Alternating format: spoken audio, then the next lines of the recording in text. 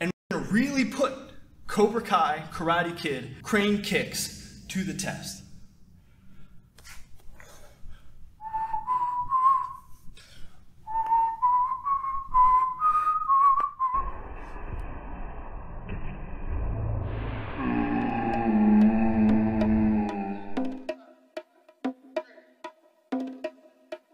Perfect.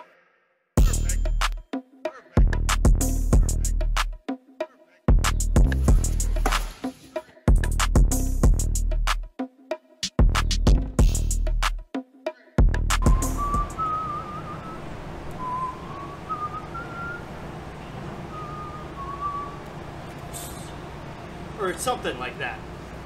I don't remember entirely how it goes, but the crane kick is super cool. And it's apparently this mystified technique that only works when you have like an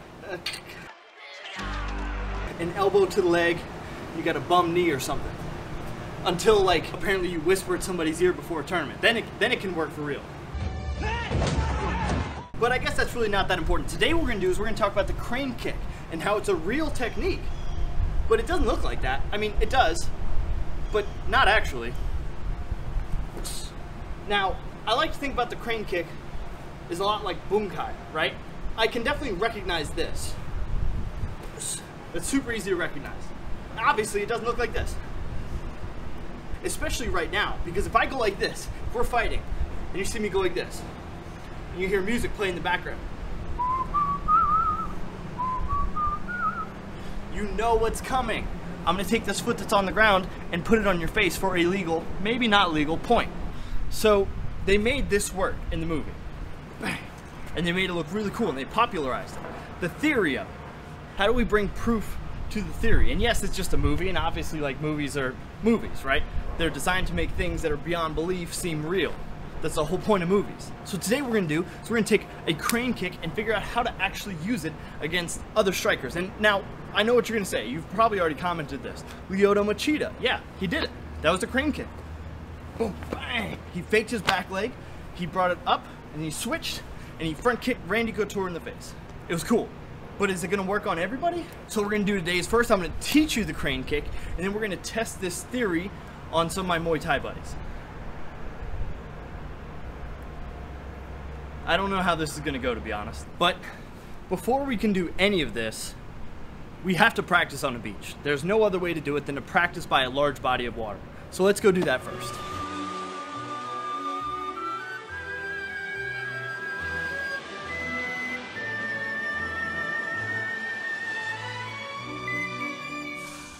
Okay, so first things first, we're gonna have to adapt this, obviously, right? Like it can't be as obvious as this jump switch.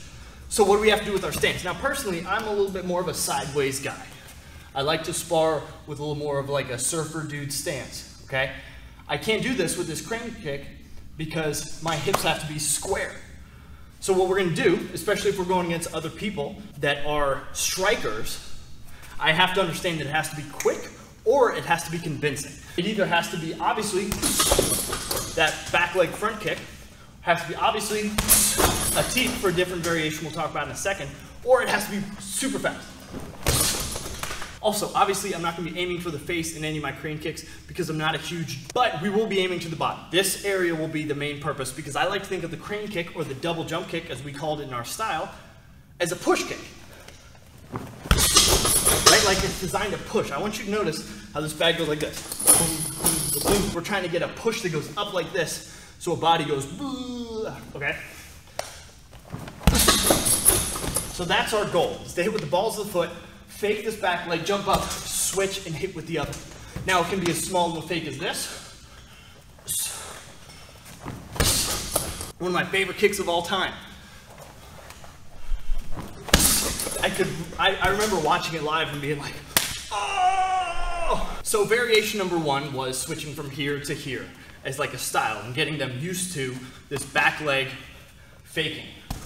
Variation number two is I have to understand that either I have to throw it fast, bang, or I have to make it convincing and rep out a bunch of these back legs. Now I can also switch it up and go front leg fakes and switch to a back leg. You can do all this with roundhouse kicks too.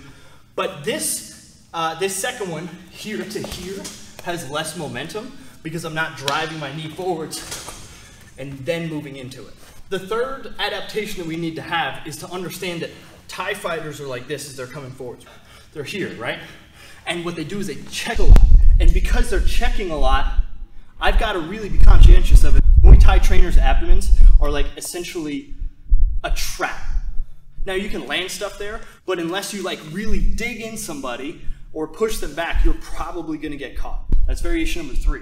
Variation number 4 is gonna be really simple. I have to make this back leg not always look like a front kick, but sometimes I've got to throw like a roundhouse kick and make it seem like it's coming around. And like I mentioned before, a lot of the checks will start to come on this outside if they're thinking it's a roundhouse kick to the body, right? So if I can do that and I can give myself an opening to throw that lead front kick, bang, bang, then I'll have way more success than if I sent 2 right down the pipe to guys who are used to catching, snatching, and dumping. So here's how this is gonna work. I'm gonna throw as many crane kicks as I possibly can in a setting where they should not work. And we're gonna really put Cobra Kai, Karate Kid, crane kicks to the test.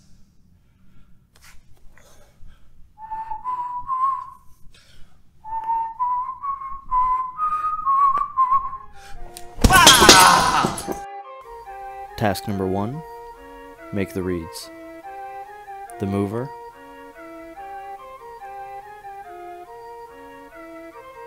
the scooper,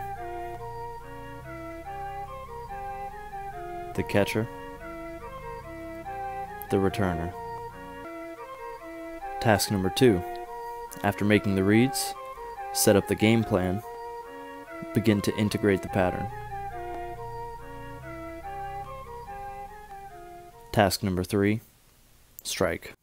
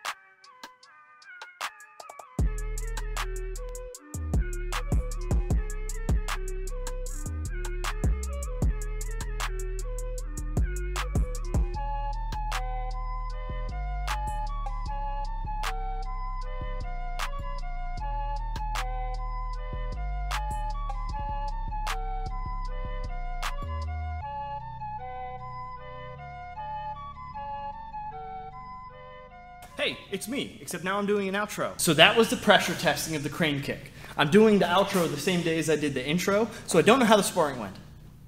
Fingers crossed though, right?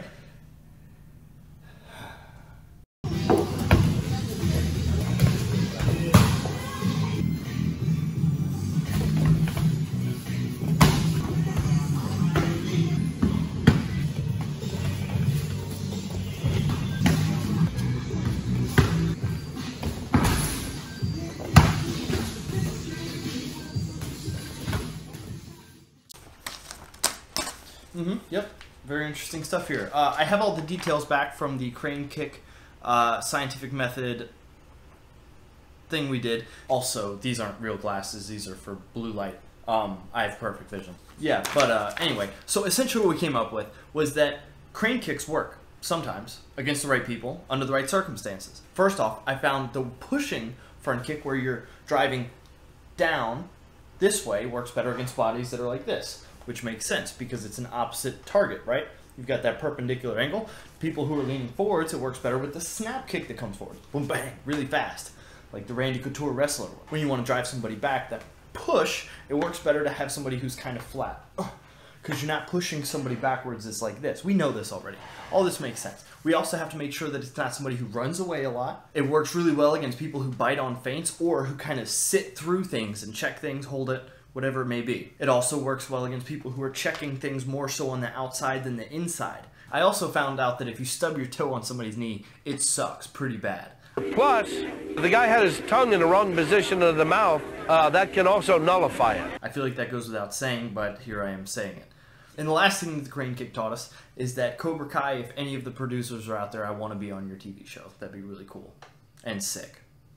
And fun. Plus I can kick. And I can act. Dang, that boy can act. No, probably not, but I'd be like a cool extra or something. Anyway, if you like this, make sure you hit the like button. Make sure you subscribe, and if you don't, I'll crane kick you. But to be fair, I've done this take a lot, and it's midnight, so maybe I'll crane kick you later. Within the next 7 days, if you don't subscribe, I probably won't find you and kick you. From an actual American dojo. Let's get into it. So right off the bat, what you notice in Cobra Kai, and even in the older versions of the Karate Kid of the Cobra Kai dojo, is that they're not afraid to use equipment. They use equipment